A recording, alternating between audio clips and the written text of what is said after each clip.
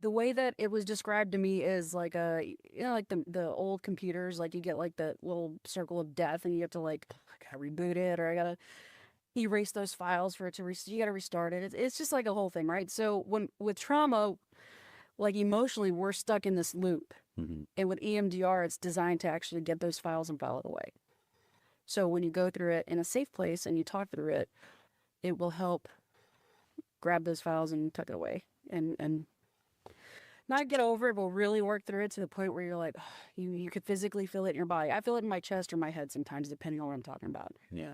And then I work through it and I'm crying and I hate my therapist and I'm telling F you because like we have that relationship and he's laughing, but he's like, you just did it. Yeah. Um, it's highly recommended for first responders, especially, and veterans, because traditional couch therapy, we need to get there. We need to get there hard. We need to get there fast. No different than working out, right? Yeah. Because sometimes our lives are literally on the line. Traditional couch therapy is great if you have like a traumatic event. Yeah. Like something not minimal, but something maybe not to the extent of compounding trauma. Yeah. Which is why they really recommend EMDR to get in it quick. Yeah.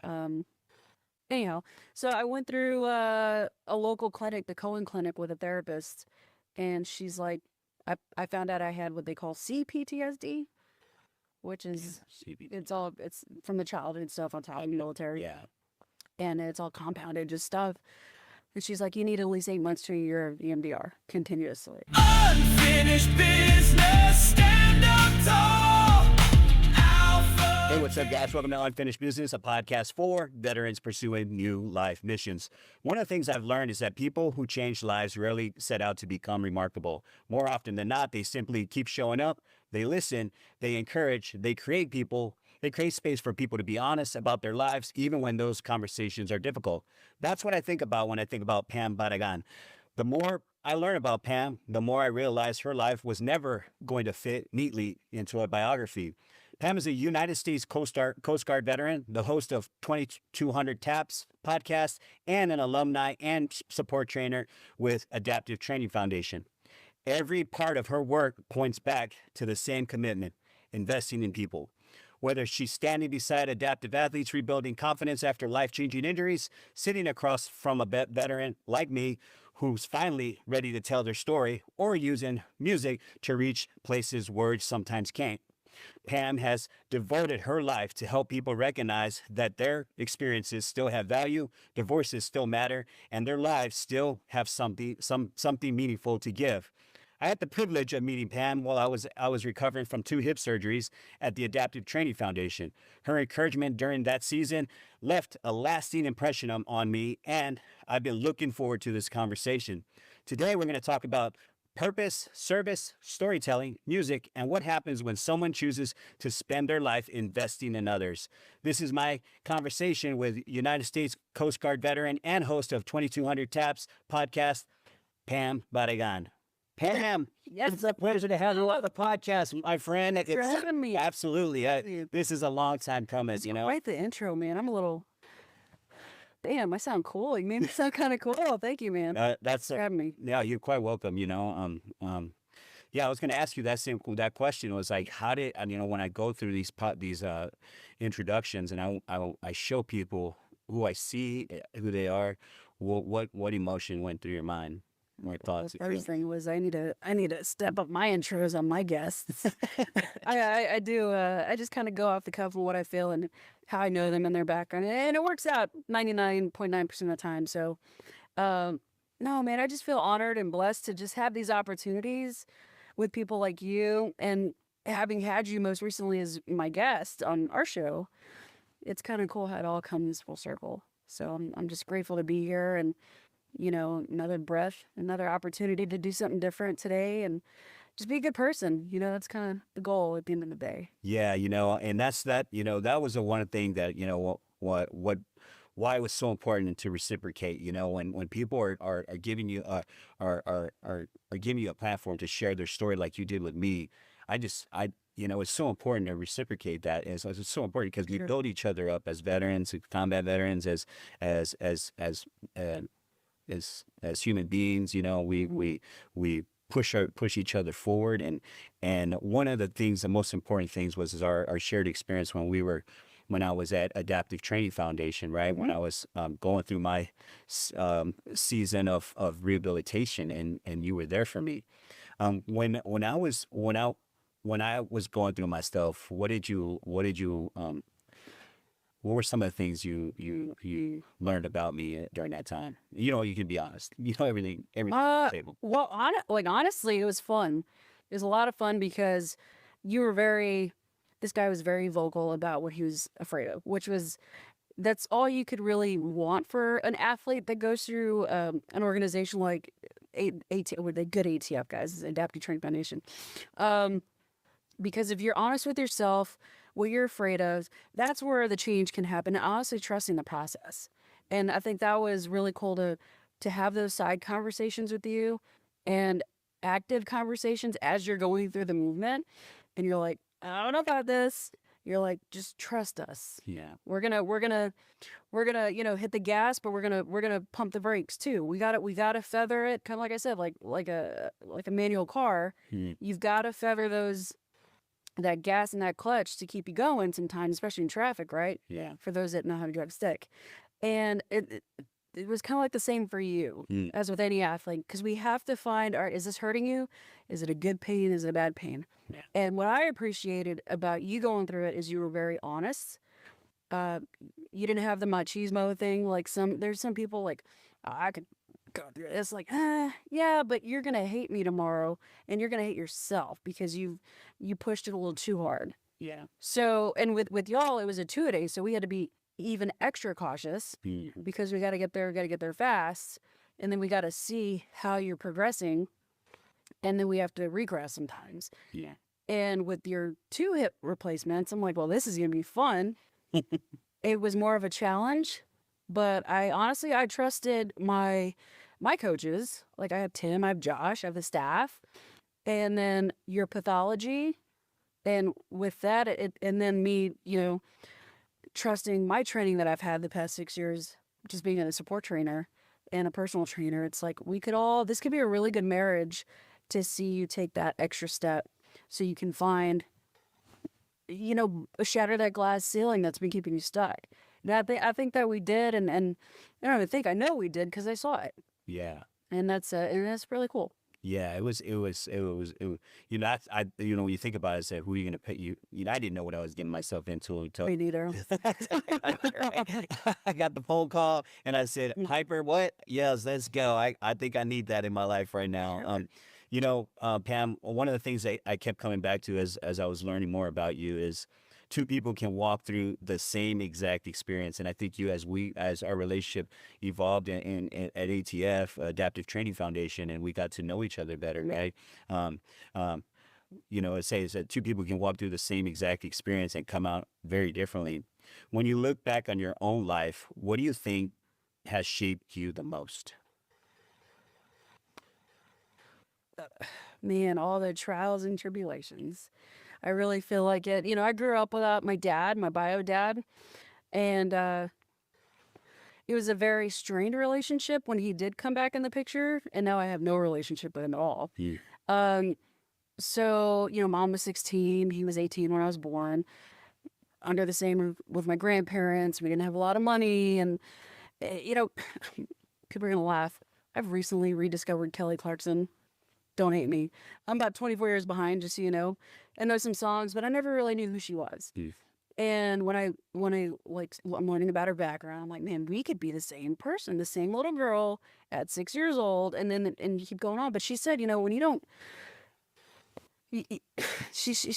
I have this saying, like, my own dad didn't want me. Like, you think you're gonna hurt my feelings? She's the first one recently that I've heard pretty much say the same thing. I'm like, damn, that's a thing. Yeah. So trying to understand who I was as a little kid, going through, being molested as a kid, a teenage mom, and then all this other stuff, and then chaos in the house, and we had to survive. We had to do whatever we could to survive, especially me as a kid, and my mom, and so forth. And that shaped me into what I ended up doing as far as enlisting in the Coast Guard. because I wanted to help people. Wow. I wanted to help people. I couldn't wait to grow up so I could protect my mom. I hated boys. I still hate boys. And I remember when it was like, what branch do I want to go in? I love the beach. I love the ocean. I'm from Corpus Christi, Texas. Mm. And I'm like, well, the Coast Guard makes sense because I love the water. I love helping people. Let's do that. And then there's a lot of like spiraling that comes with that and the downfall of my career, and which ended up being a blessing. But yeah, that taught all that was just, it's a long-winded answer for your question, but that taught me a lot of grit and resiliency, and almost losing my life was like the big thing. That really taught me like, hey, like life is worth living. Yeah. And that was the one thing I gained from, us sharing time together, especially on your podcast. I think we both, even when before we were on the podcast, I said, man, I feel like we have so much in common, as we were going through our, Old school podcast, yeah. fitness. Yeah. What else? Yeah, for real. It was like really cool. It was like, man, and we weren't, our journeys aren't that far apart with regards to, family dysfunction and all the other things, mental health. And now we had to overcome those obstacles. And but we are very much more alike than We're pretty much cut from the same cloth. Yeah, I need to go check. We need to go check our Our DNA. DNA. Yeah, for real. Well, I always said that I might have older siblings out there who might have forgotten us. So we'll see. Yeah, I don't know. My dad spent a lot of time at the bar, so I don't know if your mom was there. I'm just kidding. I just slept with everybody. Yeah. Sorry, I said that. Okay. Oh, you spent a lot of your life around veterans, adaptive athletes, and people rebuilding after something incredible, some incredible difficult circumstances, right? What have they taught you about people that you wish the rest of the world would understand? Man, the biggest thing, and David says it all the time. He says, if you treat people broken, they're going to show up broken. You treat them as a whole individual, that person shows up. I'm quoting David Moore, Living Dude. Yeah. And what I've seen in those four walls, in particular at the gym, I tell people when I meet them, I'm like, I don't know if you're a believer or not, but I am. Yeah.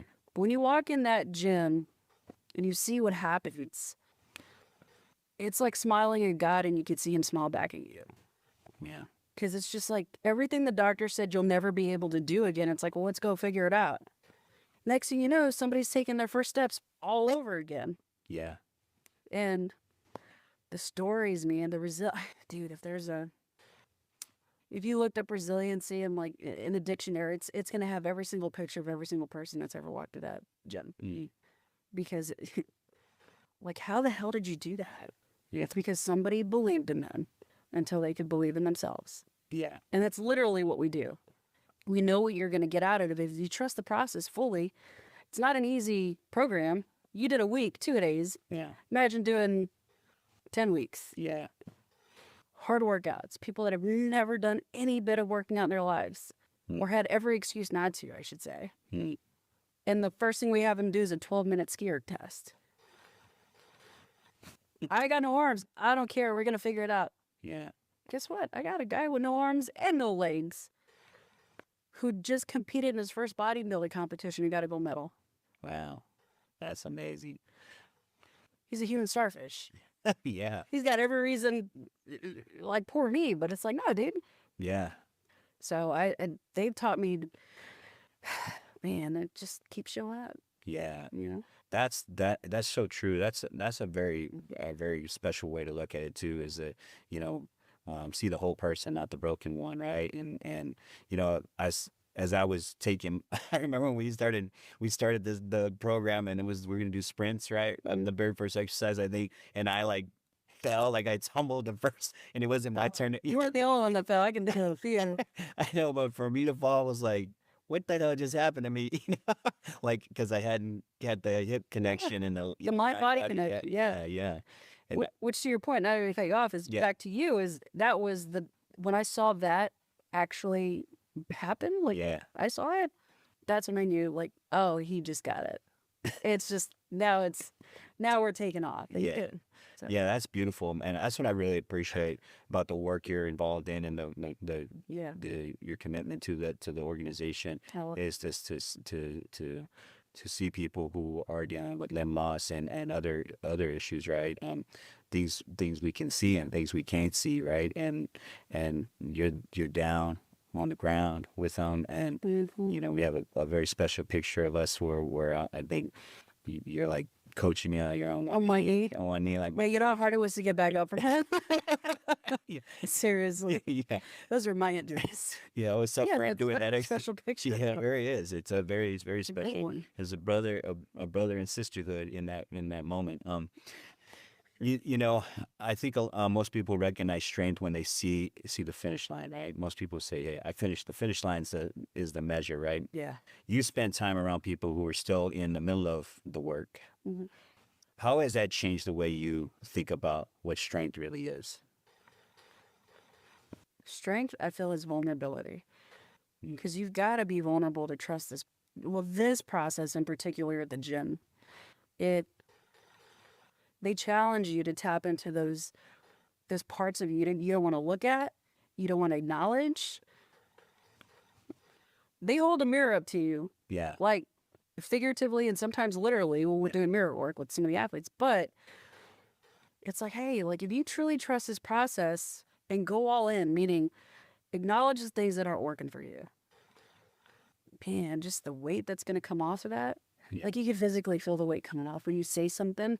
And sometimes it's hard to say something out loud. Like I've had stuff get stuck in my throat. I didn't want to get it out, but I had to shove it so far down. Real quick, repeat that question again. Okay, no problem. No, you're good. I said, Go ahead and how, most people recognize strength when they see the finish line, right? Yeah.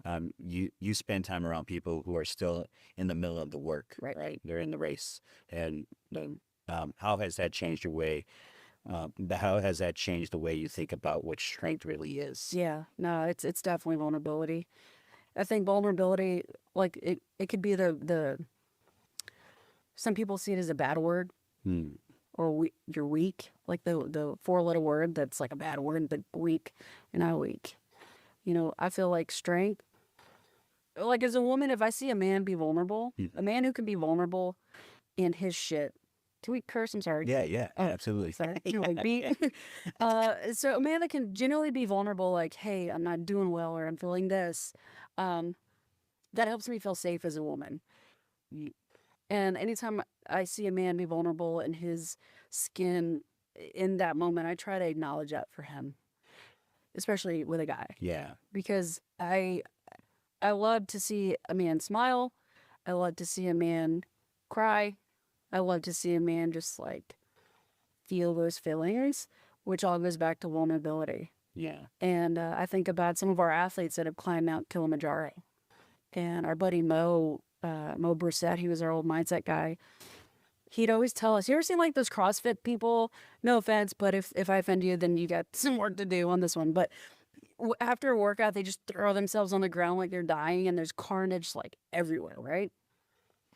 Mo, when we worked out, he wouldn't let us do that. If we just wanted to fall because we were out of breath, and these are hour-and-a-half workouts, guys, so we have every reason to fall and act like we're dying. He's like, don't do that. I want you to stand up and I want you to keep walking. He's like, because everybody always trains to get to the top of the mountain, but they never train to get back down it. yeah, I was like, oh, that's good. That's good. But it also teaches you to keep tapping in even when you don't want to. We feel like you have nothing left. So back to it, I feel like, but that takes vulnerability. yeah. You can't just, I don't know, man up and then just like pass out because you're being a dumbass. Like, no, dude, like if you're hurting, you're hurting. Yeah. I don't know if that answered that question. No, it absolutely did. I think vulnerability is, I think, a key to strength for sure. You know, like, I mean, you gotta let go to receive more, right? You gotta let go to receive more. You gotta unclench your fists and open up. When was the last time you were tested? Your vulnerability was tested, and is there a particular experience where you could say, well, that's not training wise, or maybe whatever? Was there a point where you said, I gotta open myself up to this? I'll be honest. I've been doing EMDR the past 2 or 3 months, weekly. Yeah. I went through a For those that don't know, just tell us what EMDR is, if you don't mind. So it's an acronym for eye movement desensitization, EMDR. response. Basically, it's a form of therapy. Especially, it works really well with veterans and first responders. If you actually go there and trust the process, you work with your therapist, and like for me, I do virtual reality, or virtual reality, I do virtual, and he'll put up a blue ball on the screen and it goes back and forth. So you're looking back and forth with your eyes, so it's firing off, either side of your brain, left and right, as you're thinking about the traumatic event or as you're talking about it, depending on sometimes they have like vibrating light balls or something on your, and there's different variations on how they do it, but the way that it was described to me is like like the old computers, like you get like the little circle of death and you have to like, I gotta reboot it, or I gotta erase those files for it to you gotta restart it. It's just like a whole thing, right? So with trauma, like emotionally, we're stuck in this loop. And with EMDR, it's designed to actually get those files and file it away. So when you go through it in a safe place and you talk through it, it will help grab those files and tuck it away and not get over it, but really work through it to the point where you're like, you could physically feel it in your body. I feel it in my chest or my head sometimes, depending on what I'm talking about. Yeah. And then I work through it and I'm crying and I hate my therapist and I'm telling F you because like we have that relationship and he's laughing, but he's like, you just did it. Yeah. It's highly recommended for first responders, especially, and veterans, because traditional couch therapy, we need to get there. We need to get there hard. We need to get there fast. No different than working out, right? Yeah. Because sometimes our lives are literally on the line. Traditional couch therapy is great if you have like a traumatic event. Yeah. Like something not minimal, but something maybe not to the extent of compounding trauma. Yeah. Which is why they really recommend EMDR to get it in quick. Yeah.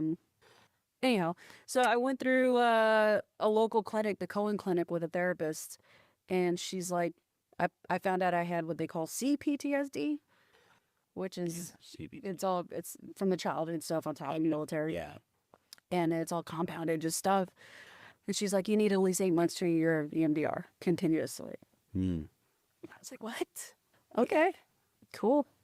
So I'm 3 months in, and we're finally at a point where instead of weekly, we're doing bi-weekly. Yeah. But with that, I've been tested. It's been very hard. And when my therapist is like, I want you to go back there and I want you to visualize it, what's happening, what they're doing to you physically. In my case, I was molested on one of the things. And I'm like, I don't want to do this. And I'm like, this is really uncomfortable. But I trusted the process. I followed the ball. Within an hour of doing the work with my therapist, I was able to resolve that particular event, which apparently has been haunting me forever. And I didn't realize that because I stuffed it so far down. And it wasn't until I started working on the child and stuff. And I'm like, dude, I don't want to do this. Well, I'm a very honest person. I'm vulnerable. I'll do anything for you, but I don't want to do this thing. But he did it. Yeah. And I felt gross. I felt like everything that you could possibly think you could feel that incident happened. It's like, fuck, I don't want to relive this. But in that moment, I chose to relive it in a safe place where I could be like, all right, I know it could be on the other end of this, so let's just fucking go. Yeah. So I always say you got to go through it to grow through it. Yeah. I'm trademarking that. Don't take it. You got to go through it to grow through it. And it's like an infection. I tell people, if you get cut, you get an infection. What do you got to do? Yeah. You got to go back in there and clean it out for it to heal properly. Yeah, that's true. So Yeah. Well, I appreciate you touching based on traumatic experience you went through with as a child. I mean, those things like that are so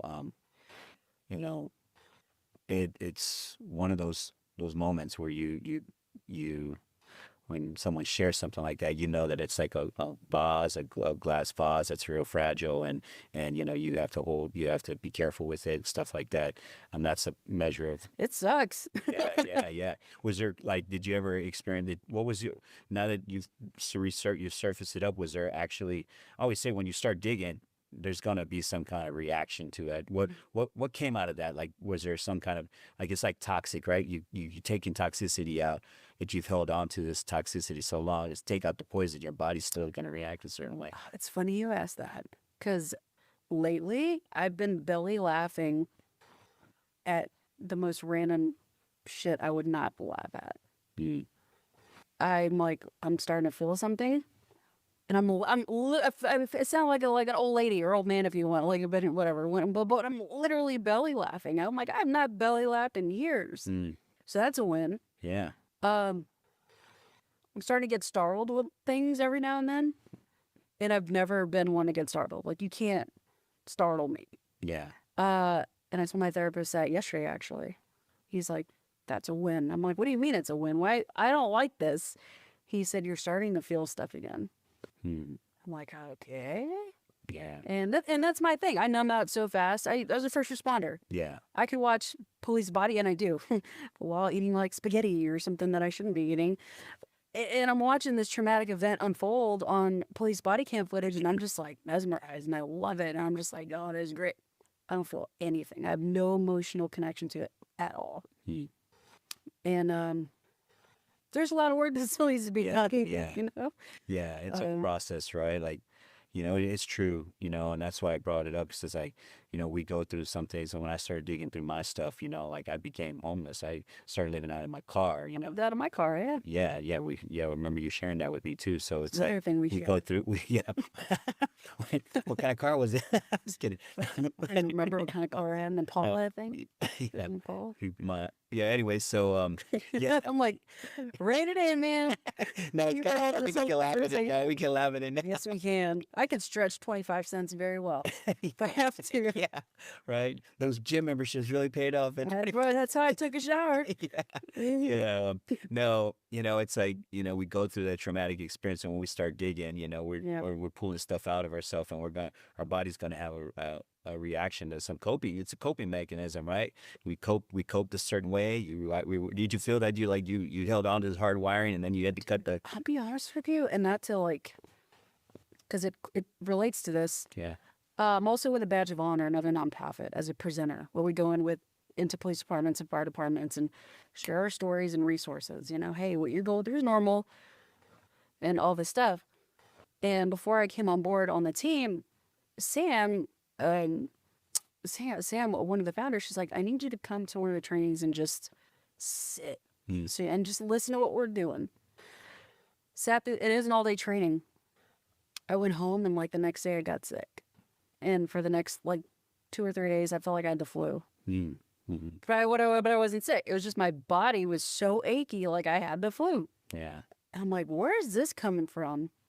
And I talked through it with Sam and therapy, and they're like, your body remembers. Mm. Because the fire department we had gone to for the training reminded me of the Coast Guard station, down to the damn coffee pots. Yeah.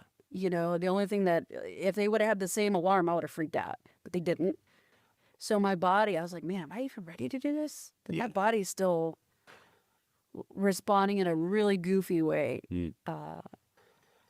But I leaned into it. Now I'm fine. But yeah, the body keeps a score, right? Yeah, it remembers. Yeah, you got to work yourself out of it, right? That's the thing, right? Yeah, that's the thing. You've built a podcast around people's stories, and I've always believed that that's a big responsibility. After all the conversations you've had, what surprised you most about people? If you just sit and listen, you don't have to have the answers. You don't have to give advice. Just listen to what people have to say. People are a lot more honest. They're a lot less confrontational.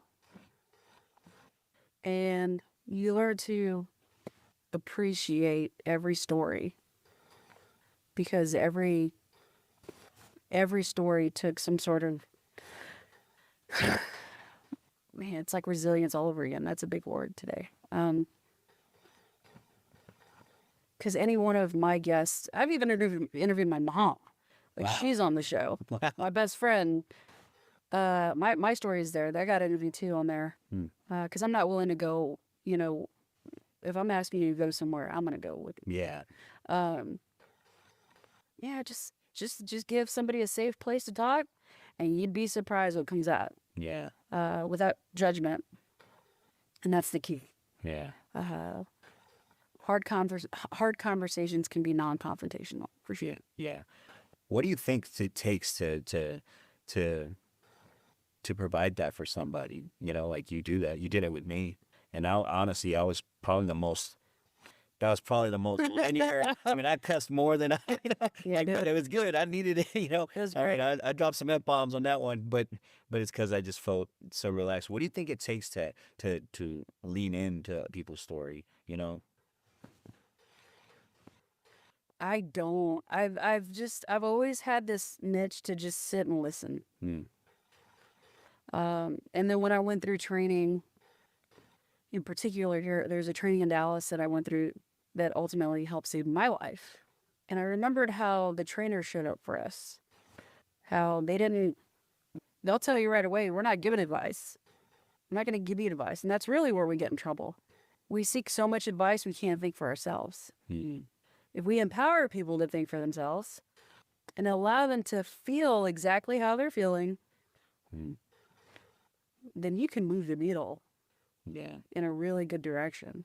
I tell my best friend, you know, because she's like feeling a certain way. Even yesterday, she said, I feel this. I'm like, all right, feel it. If you genuinely feel this way, I want you to feel it. But what do we got to do to move through it? Not get over it. Yeah. Which I can hate when people are grieving and people are like, oh, you just gotta get over it. No, F you. I want to punch you in the throat. You don't get over something. You're going to work through it. Hmm. So, yeah, just feel it, dude. Be willing to sit with somebody in their own shit. If you're willing to lock arms with me, I'm willing to lock arms with the next person. Hmm. I stand on the shoulders of the people that were there for me. And I want to provide that for somebody who maybe this might be their only opportunity. And if you just shit on their opportunity, they may just stuff it, zip it up, and next thing you know, we might lose them. Yeah. And I'm not saying it's going to be your fault if they choose to take their life or whatever. It's not your fault, but give them an honest shot Yeah. to just let it out, dude. Love them love them where they're at. Yeah. It's crazy, man, because, you know, like, you know my story, and I think in the podcast I shared that I held on to it for 20 years. I kept the stuff in my pocket and said, this is going to fuel my fire. It's going to be my, you know, it's going to be mine. I won't be angry all the time. I won't be a stoic all the time. And this is going to be this guy. And then, you know, on your podcast, you know, it's like, you know, it was a pressure release, you know, a pressure release. Who are some of the people that were there for you that helped you to help you get out of the water, to pull you out to Dude, first and foremost, my best friend. I love her to death. name Charity. Cherry? Okay, shout out to Cherry. Chair. My bestie. Met on the Jillian Michaels cruise, actually. Oh, really? Long time ago. Julie Michael's cruise. Jillian Michaels had a Yeah, cruise great. a long time ago, and we met there, and it was great. We're 16 years in to our friendship, and I met her in 2010, and then I had a really bad search and rescue case or SAR case in 2012. Living with her and her family at the time, and then I couldn't be in the Coast Guard. I basically like lost my entire career while I was living with her and her family at the time. Hmm. And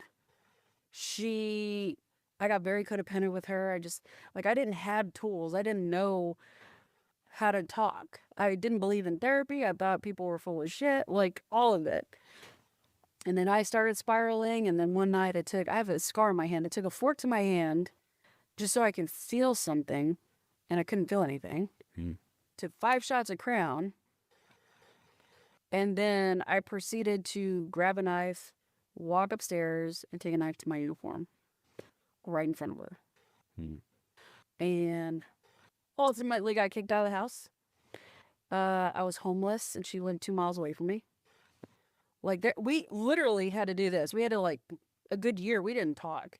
And I was trying to find my way, trying to figure it out. I lost my best friend. Who am I? Identity crisis. All the stuff that comes with who am I without the uniform? And then I ended up I was in Chicago at the time. I ended up flying back to Dallas for a training that I found out about. And this was it. I was real close to taking myself out at this point. And an opportunity to come down here. And the only reason I came down is because I hadn't had Whataburger in a couple of years. I stand by that, and I swear by that. I was like, I'll come down. So I come to the training and slowly started working on what's getting in my way. And very quickly did I realize it was me. Hmm. You know? being asked hard questions, being honest. Like, what did I have to lose? I had nothing to lose. I wasn't even going to come back for another portion of the training, and one of my classmates paid for my entire training. I was like, I guess I'm coming back. And then picked up a part-time job at that point. Like, there's like little, it was very happenstance how everything worked out. And then in the middle of my training, Charity reached back out to me. It had been like a year. She's like, hey, I'd like to meet you for lunch. Hell yeah, I want to meet you. I miss you. I miss my friend. And we met for lunch, and that was in 2014. And we've been so tight ever since. Like, we had literally had to do this. I work on my stuff. She works on her stuff. And then we come back. And we still, like, we have not fought like we did before. Yeah. And it's been, what, 12 years? Yeah. We can have hard conversations, healthier conversations. You know, she had another baby. Like, that little girl's, she's 11 now, but she's the best. This kid. And to be able to be like, man. And we didn't see each other for 9 years up until a couple of years ago. But we talk every week. I never call her because that's not how we do it. I message her or whatever, and she always calls me once a week. And that's why I was telling you before you hit record, like, my phone, and I've done this to myself because of her background and because of, I know her story, which is not mine to tell. I keep my phone on in case she needs something. I don't want to be that person that misses a phone call. Yeah. She's never asked me. She's not in trouble. She's okay. But I don't ever want to be that person like, man, I wish I would have picked up that call. Yeah. So even when I present with a badge of honor, they know my phone, she's my emergency contact, so she'll get through. Anytime she needs something, I'm going to make sure I'm be there. And I did that. I put that on myself because she means that much to me. She saved my life is what happened. Yeah. That's amazing. That's amazing because it, it's always that. I mean, it's amazing because there's always that one person that you remember. I remember I was in a halfway house and there was a 19-year-old kid. I was working. I ran a call center. I was in a halfway house and he worked at the call center and I was managing, and he saw me walking. I didn't have a car. I just got out of being incarcerated. And he would he goes, hey, do you want to ride? Like, I was in Waco at the time. I was like, yeah, I guess. Yeah. So he said you would pick me up from the outlet, take me to work, and we'd go to work together. People like that. Yeah. It just took that one thing, right? Sometimes it is the small, one of those small olive branches, small things like that. It is. And to your point, and it's funny you just shared that because I didn't know that. When I was homeless, I would always hang out. There's another woman that I'm grateful for quite a few women in my life. They're just that important to me.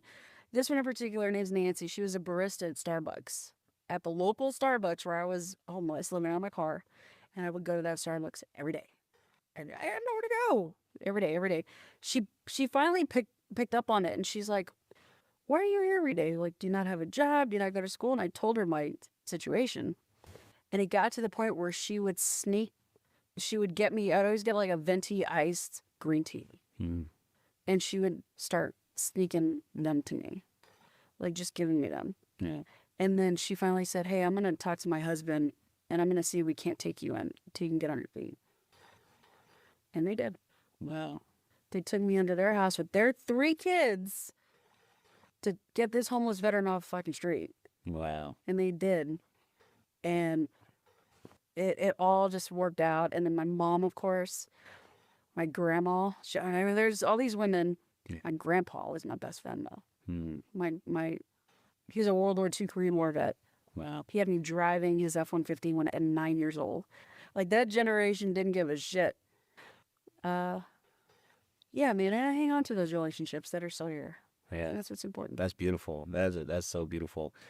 What's the name of the person that you met at the Starbucks? What's her name? Nancy. Nancy. Shout out to Nancy too for being a solid one for sure. And then actually the last one, Miss Cheryl, she passed away a few years ago, but I had her on my podcast early on in the days. Miss Cheryl, she ended up dying of cancer, but she gave me some vouchers for a hotel. Like, I had all these people just trying to help me, and then she gave me food vouchers. She worked at a town and suite at the. It was just like it all worked out. Right. It really did. So that's beautiful, and that's why you're on the podcast today. Shout out to Nancy, and what was the last person? Oh, Miss Cheryl, the late Cheryl, Cheryl. and- Yeah, and- she's passed away, but she's Miss Cheryl in heaven, we appreciate you here on earth. Thank you for being there when we needed you. Yes. So one of the things I've noticed is that listening has become a lost art, right? You and I understand that we're podcasters. We do the same thing. We do the same kind of work to sit down with one another and listen. You spend years listening to people's stories. What's something you've learned from listening that you don't think you could have learned any other way? oh man, how to live life. Yeah. God dang, there's more there's more than one way to skin a cat, right? We say. Mm. And then when you hear all these stories of perseverance and people that had a hard X, Y, and Z, but where they are today, it's all a choice, man. Yeah, I like that. What you said, it's like there's more way one more than one way to skin a cat. And Man, that's like real. you'll find your way. Yeah, You just yeah. I don't know. yeah. It's interesting. I think that's cool that you said that. The more than one way to skin a cat. People have different journeys. Remember, they're not on the same. We're all not on the same path all the time, right? We go through our bumps and bruises, but we end up, put one foot in front of another. And Yeah. you're right. I mean, and that's the beauty of storytelling is not the stories aren't all going to be the same. It'd be pretty boring if it it's unique and it's cool and you find more methods on how to just live this life that you have. It's really cool. Let's talk about music. Let's do it. Let's talk about music. What is it? What kind of superpower does music give you? Something I can't explain. My birth father is a guitar player. He's in a band. My mom's an incredible singer. And music was just always in the house. But my guitar saved my life when I was a kid. That guitar was my best friend. Like, my house was so chaotic that I would go to my room, lock my door, and force myself to learn how to play the songs on the radio. Like, literally, that was my best friend. Wow. And that took me away from all that chaos. So I'd find a lot of peace and comfort in it. That's extreme is just, and then now I'm a guitar player and I love guitar. And then music, it's like, have you ever seen the movie August Rush? Maybe not. Maybe. It's familiar. there's this kid, he's like a musical genius, but like he hears the chimes, right? The wind chimes, and people just hear wind chimes, but he hears music. He hears the electricity going through the power poles, and some people just, whatever. He hears sound and music. And at the end of the movie, he composes a beautiful composition because he's a musical genius, and he's like this little boy. It's great. Like when I hear, I don't even know lyrics to a song. I have to be intentional to hear what they're saying because I'm listening to the melodies. Yeah. And you strike that minor chord, you're hitting my soul. The major chords, like we're all made of, we're water, we're a frequency, and music is frequencies. And if you get on that really, the higher level, the more, higher frequency, the happier you're going to feel. Yeah. The lower the frequency, the more shitty you're going to feel. If you think about hip hop music versus like happy, like Mickey Mouse music, Yeah. you got the 808s and that low end. It's like, way up, real damn yell hard. It's like, dude, why don't you listen to some happy music? Yeah. You might just be a little happy, right? So I'm a firm believer, just frequency. It just hits me in all the right ways. I can't explain it, dude. I'll cry with a song. I love making my guitar cry. And that's like the goal. I gotta see that one day, Pam, for sure, 100%. Make my guitar cry? Yeah, I want to see you play. I want to see you play what- now. Yeah, well, I joined that group, Guitars for Vets, a while back. I was invited to come, and that instructor, like, I went to the first one, and I just didn't go again. And he was calling me all the time. And guitar sat in that corner. And I'll walk by it, and I'd be so pissed at myself because here's this guy donating 10 weeks, right, to me for free, right? And then you get a free guitar, and that's what if you finish the class, you get a free guitar and all that stuff. And I didn't come, and he's like, "What's the deal, man?" He's like, "What's the deal?" And then it just snapped. I just snapped. I said, "Here's this guy doing 10 weeks, right? He's giving me 10 weeks of his time for free. And you're not you're not gonna fucking go. Mm-hmm. You're not gonna fucking go. You don't let that fucking thing beat your ass. Like, dude, you're not gonna be that guy. Like, you know, you know what I mean? And I finally decided to submit, and I submitted, and we started learning to play guitar, and I haven't got anywhere. I mean, that was a while back ago, but now that you mentioned it, I'm like, okay, that fucking guitar is in my closet right now. I need to. What's so scary about it? No, okay, so what I would do is we'd come after class. I'd come after class, and my wife and I would sit in the living room, and I'd say, okay, this is what we learned today, and I ended up getting her a guitar, and so we both like would practice together, but it fell off the ship. So you have a guitar here. I do. I'll play a little something after. Okay, so yeah, so what we need to do is that number one, and number two, I want to fucking master the guitar. So maybe we could work for it. Maybe we can make it a lucrative opportunity for you to teach me some guitar. Oh, dude, I don't know how to read music. Okay. So Okay, just show me how to play. now, like, I shortchanged myself. I don't know how to read music either, but so you can show me how to play, For you know, but let's figure it out because Yeah. I'm serious. Like, Well, back to the music thing, Yeah, right? yeah. Like, I'd be more than happy to help you, no problem. okay, So shout out to my buddy Matt. He's the founder of Operation Rock the Troops, okay, and his foundation. It's like when words fail, music speaks, right? mhm. He flew myself and a few others out to Ireland a few years ago. Whoa, They flew us to Ireland. We were in Kilkenny for a week, and they partnered each. There's 6 of us veterans, and they partnered us up with a musician. yeah, And we journaled. We talked about our stories. We journaled about our stories, and then we wrote songs about our stories. mm, And we all got to write our own song, and it's really cool how that came. The whole thing's supposed to be on Amazon Prime at some point, like our story. It's all going to be released at some point. yeah, But the songs that came out of it are really cool. yeah, And what's funny, I had this melody I'd been working on for about 20 years, but I always got stuck at one part. I'm like, I didn't know where. So, and we all got together, never played before in our lives, but we're all musicians and guitar players, some of us.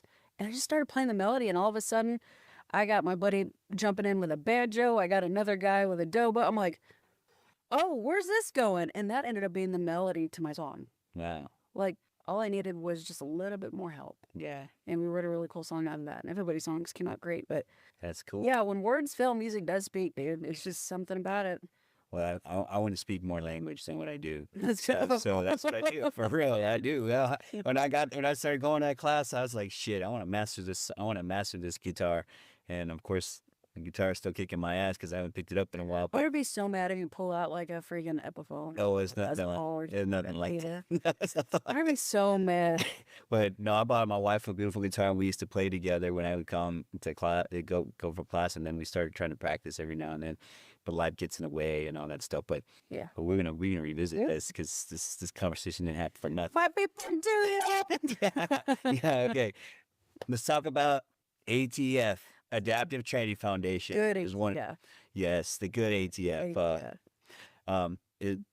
Adaptive Training Foundation is one of those places that changes the way you see people, right? Is there a moment there that you'll probably never forget? There's so many, dude. And I read that question too in preparation. I still don't know how to answer that. Yeah, I can imagine. I don't because, you know, my buddy Trav, for instance, he's Travis Strong, and yes, his last name is really strong. Dude's got no legs, got blown up in combat. Yeah, his story's just wild. I almost should. It's not my place to share, but he has a goal of beating the world record in push-ups. And he's got Guinness coming out at some point, but he already did a trial run and broke the record. He did 6,589 in 1 hour Wow. push-ups. I'm not exaggerating when I say that. I might be off a number. I think it's 6,589. No, 500. I forget. It was a lot of push-ups, and I have it. But Trav killed it. And at that point, he weighed almost 200 pounds with no legs. The dude's a beast. He's an animal. Yeah. Fuck. And he's just everything this guy just sets his mind to, he will do it. Hmm. He's one of the hardest working trainers there. Basically the workouts that he puts on there are very spicy. For a guy with no legs, very spicy. People are peaking at some point. Wow. I was a support trainer a few times. I get it. Michaela Noble, she's one of our. She's so sweet, man. She was the Prosper High School cheerleader at the Burn Connect a few years ago, and in a freak accident in the backyard, Michaela, and she went through the training and as a quadriplegic, 17 at the time, I think 18, and she got strong enough to army crawl, and she ended up army crawling 40 yards to go ring a victory bell by herself as a quadriplegic. And then I can think of our girl Kennedy Bingham, who was in a severe, and it was a viral thing because I remember seeing her story before I met her. She got in a car wreck and she was hanging from power line. Femur folded up, horrible. She came to ATF through her training, and last summer she competed in her first high rocks competition as we call them AKs, the above knee amputees, as an AK with her husband and Colin and our girl Casey, and it's like her legs falling off and shit, but she still got up, did it. Man, it's just like one thing after another. Yeah. You can't. It's a hard pick question. one. That is a hard one. Yeah. Yeah. So imagine. Yeah, Michaela's story. I mean, even Travis's. I follow Travis. Or Follow I think Travis. we've connected on social media. But Michaela's story, I would maybe like 2 years ago, I would go to the gym, watch her stuff before I went, and before my stuff, the hip stuff. I would go in there and just dedicate some of my workouts to her because I would be like, in my mind, I would be like, this one will be for her today, and we're gonna rock this. Remember, and you and reach the peak performance that you're looking for. Yeah, That's wild, man. I'm just thinking more and more and more, and yeah, you and my wins there. I'm like, man, because I went through as an athlete too, so I get it. I've been there. It's just, it almost makes me want to cry to think like we could have lost any one of them, but they're here. yeah, And then shout out to our buddy Nath, who recently passed away. He, like everything the doctor said he'll never do, he's like, fuck that. And he did it. And he lived a very good, blessed, fulfilled, magical life up until his last breath. And that was a hard loss. But yeah, man, just learning from these people, like, what would they do? What do you want us to do? So yeah. A lot of veterans stuff. When we talk about, you and I are both veterans, and we're in the veteran space often, right? Like you adaptive training and inside and out. We have mutual friends that are really. Yeah. That was really really cool because when I posted stuff that you were going to be on the podcast, some people were reaching out that they were liking. I was like, all right, she's got to reach because love our crew, man. yeah. Group they pair. And it just made me think, like, a lot of veterans eventually find themselves asking a question they never expect to ask, right? As who am I now?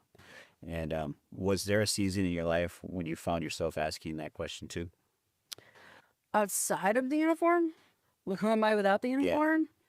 Yeah, that's when I spiraled. That's why I took a knife to my uniform. Yeah.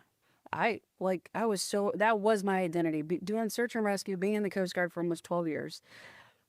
I knew nothing else. Like, I went from high school to college, played softball, failed out of college. Like, there's a whole story there, and then it's like, I'm actually thriving in the Coast Guard, but then I got hurt, and then there's other stuff, and then I couldn't be in anymore. What now? Yeah. What now? And it wasn't until started working on myself, of course, finding the camaraderie at ATF, just everything that it's like, man, I'm missing something. I'm missing that. I'm missing something. I found it at ATF. Yeah. I found it at ATF. And a friend of mine, or some friends of mine, Carrie and Josh Graham out there in Ballard Ranch, Carrie's like, you should get connected. And this was during COVID. I'm like, okay. And I walked in the gym when the world was kind of opening up. I met Laura. She's the first person I ever met. And then I applied, got interviewed, and I quickly got in. And we were a COVID class. And who are you without the uniform is probably the scariest fucking question. Because you don't, like, this is me. But if you can find out your purpose outside of it, it gets a lot better. Yeah. It's not easier. It will in time get easier.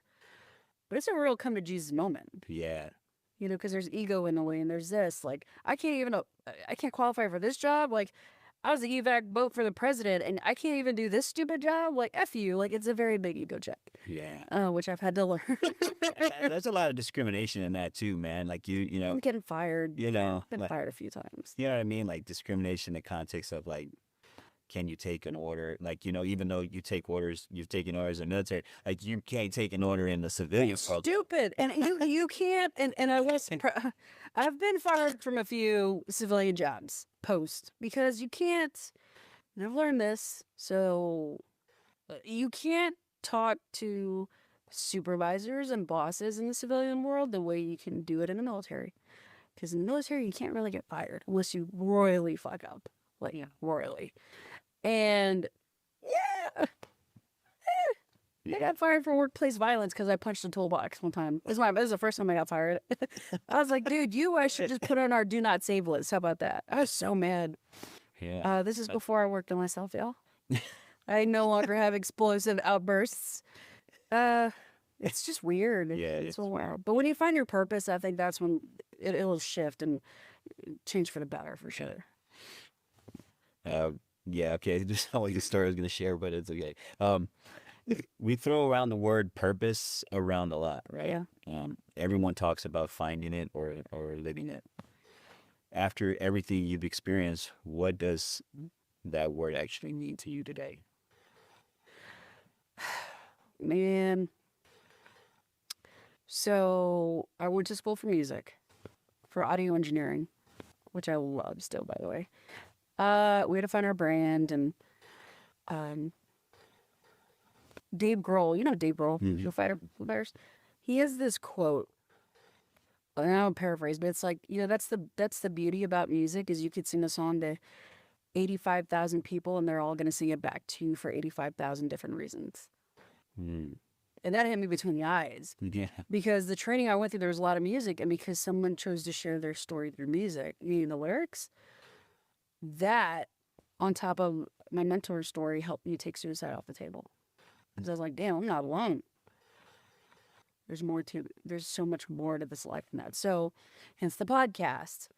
If somebody's story could reach somebody and give them that little extra chance of hope to help them take that off the table, then it was worth it. Yeah. So finding purpose in my story, that's what I lean on the most. Like, and again, back to, and this is very ATF heavy, the interview, and I love it. Finding, shit. I've been hitting the head too many times. It's leaving. Come back. Dude, I swear it does this. Just, yeah, like, what was I saying? Finding purpose in your story. And like, oh, that's what I was gonna say. Sorry. You're good. They're big on, like, life happens for you, not to you. And if you could start saying things through that lens, all the shit you've been through, all the stuff we've been through, like, man, like, you could be poor, pitiful me, feel sorry for yourself, what happened to me, like, whoa. And it sucks. And yes, feel it and cry and do whatever you gotta do. But you have a choice to get back up and keep moving, ask for help, lean on your friends or professional, whatever you gotta do. Or you can, hey, that happened to me, but it really happened for me. That's powerful. Because of all this shit that's happened in my life, it has created this purpose, which is now the podcast and cultivating these relationships and just networking. The DFW community is amazing because there's so many veteran nonprofits, nonprofits for first responders, our families, civilians. And I'm like, dude, I don't just know people in it. Like, I know the founders. Yeah. Like, those are my people. Those are our people. Yeah. How many times can you be like, oh, I know Don Graves. Yeah. I know Don too. Did he hit on you? He hit on me, kind of thing. Yeah. Fucking love you, Don. Yeah. But to be able to have that and go to these events and keep seeing the same people show up, we've all found our purpose. And the thing is like, yes, the VA is good for some things. Yes, there are programs out there good for some things, but it's literally going to take us to take care of us. Yeah. That's what I've found out the most. Mm-hmm. If we can just hang on a little longer, find each other's purposes, lean on that purpose, we can help save so many fucking people. Yeah. Or help, shift them off that road of like, you're gonna fuck up royally. Yeah. Just take a few steps this way. And I get it because I've been there. Yeah. Battle tested. But with that, you can't save everybody either. And I know that. Yeah. And that's where my Coast Guard hat comes on. I had to learn quickly, like, you're not gonna be able to save everybody. Yeah. And that's the reality. So can you, and don't own it. Don't blame yourself if something happens to one of our own, because we do lose a lot of fucking people Yeah. to their own hands, and it sucks. And I was almost one of them. Yep. And I get it. But we lost a guy, another veteran, a long time ago. And I remember this lady that was trying to help him. I'm like, how do you not blame yourself for that? Yeah. She tried her hardest. She's like, I'll never forget this. She's like, how arrogant would it be of me to think that I had the magic words to save his life? She's like, I'm not God. I was like, damn. Yeah. All right. So that helped me understand, like, yeah, you can't save everybody. You can help. You can do your best. You know you did your best, but at the end of the day, people make their own choices. Yeah. It sucks because they passed that pain. But hang on. Yeah. Yeah. That's powerful. Life happens for you, not to you. Yeah. I like that. Let's see here. Okay, yeah. The next question is going to be: you've spent years around people who refuse to quit, even when life has changed in ways they never asked for. After everything you've seen, what do you think helps people keep putting one foot in front of the other? Having a community that doesn't give up on them. Yeah. Finding that community, if you don't have it, build it. Yeah. And be ready for some hard conversations. Be open to honest feedback. And trust that they will take care of your heart the way that you take care of theirs. And sometimes people don't. Sometimes people burn you. And I get that. That doesn't mean everybody's going to burn you. Yeah. Hang on to the ones that are going to nurture you and help you. You know, last year I gave my gun to a friend of mine because I was having some weird thoughts. I'm like, this is weird and this is not cool. Yeah. And I'm safe. Yeah. I'm perfectly fine around firearms. Yeah. And it's not an option anymore. Yeah. I was like, I don't like these thoughts. Yeah. So being honest with myself and having a plan in place and be like, hey, can you just take it for me while I do some work? Yeah. And he did, and I recently got it back, and I'm like, man, I feel way better with it now. So you gotta just be honest. Yeah. Man. Yeah. It's not hard. Yeah. Like, there's nothing to lose. Yeah. And in reality too, right? Yeah. What talk about your podcast, and we got one last question to Sure. wrap up. Talk a little bit about your podcast, introduce it to the community, and what's it about, and what you want to achieve with the podcast, and how people can get a hold of you. Yeah, so we started the podcast before COVID. We're not one of those podcasts that came because of it, because we're bored and got nothing to do. I was a guest on a show, and I'm like, man, it can't be that. It's not that easy to like run this. Like, this is too easy, because I was doing audio engineering, and I started it by again, music business class. I'm like, I guess my brand's gonna be. I always toyed with 2,200 tabs for years, and I didn't know what for or why, but 2,200 tabs is like a thing. And Tell people what it means. Tell people what it stands for. so it's 2200 TAPS altogether. Some people like 2,200. I'm like, no, it's 2,200. 22 because we lose 22 veterans a day to suicide. I guarantee you it's more. The zeros because that's our goal, is to get to zero, and then tabs to honor the ones that we've lost and continue to lose. So it all worked out as far as the brand, if you will. But the purpose of the show is to give people a safe place to share their stories of traumas and tragedies, but how they've been able to overcome it and push through it. And because someone chose to share their story, again, through music, and my mentor, his story, that helped me take suicide off the table. So because we isolate, because we push people away in those moments, how do we get to people? How about we get on the air? How about we do like radio or a streaming platform? Like, let's get to them with this. Yeah. Maybe they'll just come across it. Maybe. And maybe that was what they needed. So yeah, we've been around 7 years. April 1st is my 7-year anniversary. I've had incredible guests. But I've also, because these conversations are real and hard and very deep, I am not your traditional podcast where I come out with an episode 2 episodes a week, Yeah. 3 or a day or however, whatever the standard is across. I do an episode a month. I do one because I did more than one before, and I got tipped over emotionally, and it was not good. Because I had some hard conversations. Yeah. I'm like, I'm good. It's not affecting me. Next thing you know, I'm like damn near in the fetal position, losing my shit because I don't know what's wrong with me. Yeah. Well, you're hearing a lot of this stuff. So it's 1 episode a month, all major streaming platforms. I've had incredible guests. I've had a couple celebrities, but I'm not worried about. I don't care. No slavery. Yes. That was a joke. Okay, go God, ahead. I don't even know where to go with that. Just kidding. Just kidding. No, you're good.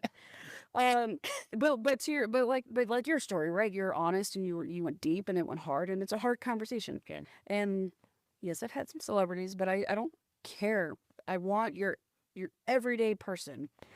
I've interviewed family members, friends, and then sometimes I have a one-off like funny episode because we need to decompress and just laugh. I've had people that are still in. I had a really cool episode was with Tim Kinsey, who's one of my he was one of my instructors for the music school, and he was the audio engineer for Pantera and Vanilla Ice, and so you hear all these wild stories of like Vinny and Dimebag and the Far Beyond Driven album. Pantera almost didn't happen, and he told us his story. I'm like, damn, that's hilarious to get like firsthand. This is why. Yeah. I have him on the episode. I've had my mom, my best friend, a couple times. I've had anybody that wants to just be on it, and I have to vet my guests though. That's the thing, though. It's not just open for anybody and everybody. I have people like, will you talk about politics? I'm like, what? I love talking about politics. That's not what this platform is. I need to stay in my lane. Yeah. Because there's a brand, and I think you know that. Like, when it comes to business and this, you got to stay in your brand, or it's at least smarter. And yeah, I mean, I have to vet people. If not, my buddy Josh says it best. It becomes a Jerry Springer show. Yeah. For those that are old enough to know that. Yeah. He said, she said, this, that. And it's honestly not fair to my guests. Yeah. To ask them to share stuff that they're not ready to share and re-traumatize them. Yeah. That's not fair. So, yeah, it's a special show, man. I love it. Yeah. I love it. Well, it was an honor to be on your show for sure. Like I said, it was the first time where probably the first time where it was like, all right, where I had like traction with my story. I understood myself better. And when we went in, it was like, I felt pretty fluid, It was like, yeah, it was like, all right, I'm with somebody who relates. And that's important too, because I've been on podcasts where I didn't know the person at all. And that's scary. Yeah. Okay. That's no, scary. Yeah. Okay, last question. Pam, let's do it. First of all, I want to let you know that I've been looking forward to asking you this all day. Oh, God. Okay. The podcast is called Unfinished Business, right? When you hear those 2 words, what's the first thing you think of? I've been saying that a lot lately. I have unfinished business with Mother Nature. I'm chasing ghosts is what I'm doing, guys. But I've been saying that a lot lately. And yeah, just trying to, I feel like it's trying to find a way to put a nice little bow tie around the things that matter most to you. Like I think all of us can say we have unfinished business with X, Y, and Z. Yeah. And I just want to know, like, when God chooses to call me home, like, I finished my business. I have nothing left. I've got nothing left unfinished, if you will. Pun intended. I want to make sure at the end of the day, was I a good person? Was the mission worth it? Which it is. And did I do it right? Yeah. I'm always afraid I'm not going to get it right.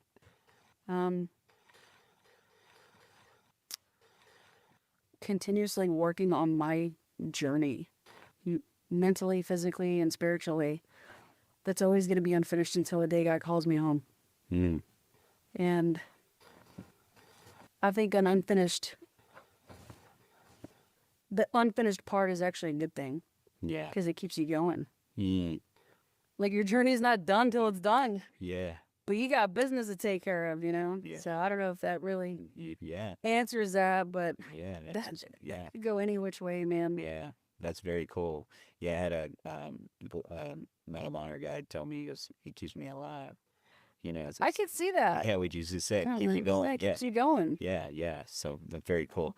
Well, Pam, it was a pleasure to have you on the Unfinished Business Podcast, Great being a here. podcast Proud for of you. veterans pursuing new life missions. I have so much respect and admiration for the work you do in the community, and being shoulder to shoulder with you today as combat veterans, and just being able to walk this journey with you alongside you at ATF, and you being someone I could have leaned on when it was time, when I needed that encouragement. Absolutely. And I value you as a person. I value you as a friend. I value you as an advocate. I value you in so many other different ways. And I'm looking forward to learning some more guitar. So maybe we can figure out negotiate a healthy. We'll figure it out. Yeah. I appreciate all those kind of Yeah, words. And, true. likewise, 100%. Love you. Maybe too, man. All right. Awesome. All right, guys. That's it for Unfinished Business, a podcast for veterans pursuing new life missions. As I always say, have peace and enlighten you. And remember, that the ocean refuses no river. Unfinished business, stand up tall.